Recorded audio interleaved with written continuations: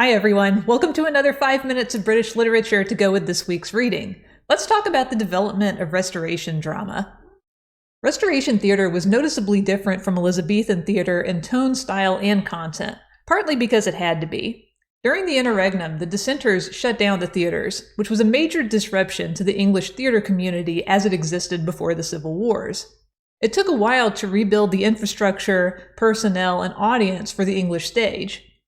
Acting troupes and playwrights did not have a body of homegrown or contemporary plays to draw upon. The old theaters had fallen into disrepair and had to be remodeled or entirely rebuilt. Few of the old actors from the before times were still in the business, so new troupes had to be constituted, usually on the same business model that existed in Shakespeare's time. Perhaps most discouraging was that the audience just wasn't there anymore. Not in the numbers seen before the Civil Wars. Despite the king's enthusiasm for the theater, it did not attract the diverse audiences that Shakespeare and Marlowe had had. Restoration London was 2 or 3 times the size of Elizabethan London, but during Charles II's reign, the city had only 2 theaters and acting troupes, one of which went out of business.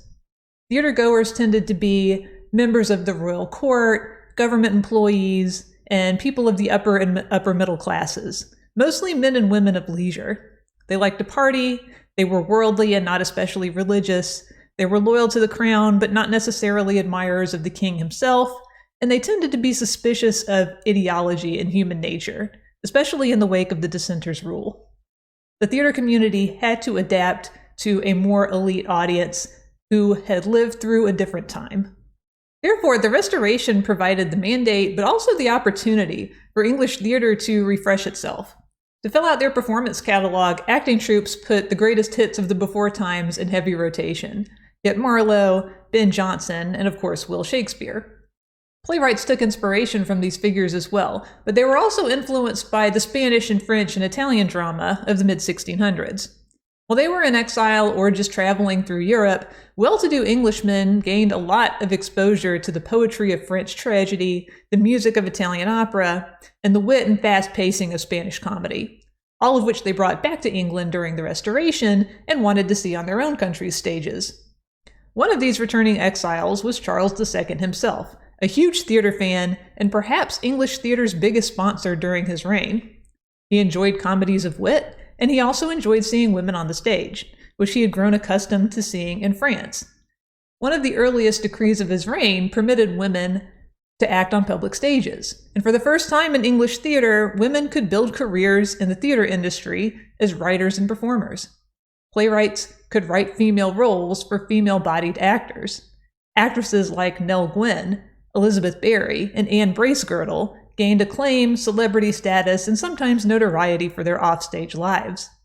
As a body of work, Restoration drama is eclectic, often irreverent, and marked by a collective uncertainty over what the Restoration should actually restore. A lot of the heroic drama's adaptations and revivals included plots that focus on the disruption and restoration of so-called legitimate authority, a usurpation and then return of a king. They were written or rewritten to emphasize decorum, celebrate virtue and refinement, and above all, allow the audience to bask in the larger-than-life greatness of its protagonists. But a lot of the comedy includes a deep current of cynicism toward tradition, hierarchy, and conventional manners and values. They were comedies of wit and satire designed to skewer the pretensions of the social elite and spotlight the disparities between public virtue and private vice. They showcased protagonists who were sophisticated, often libertine, and who used their wit to reveal the truth behind the hypocritical appearances that their social class cultivated. While the dramas were considered more prestigious among many playwrights and critics, the comedies of wit and manners were understandably more popular among Restoration audiences. The Restoration involved a playboy king with no legitimate heir, a court and a city culture of decadence, and a series of natural disasters and political unrest.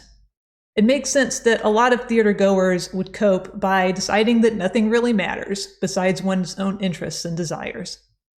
Thank you for watching, and please review the videos for Elizabethan drama and the Civil Wars for this week's reading as well.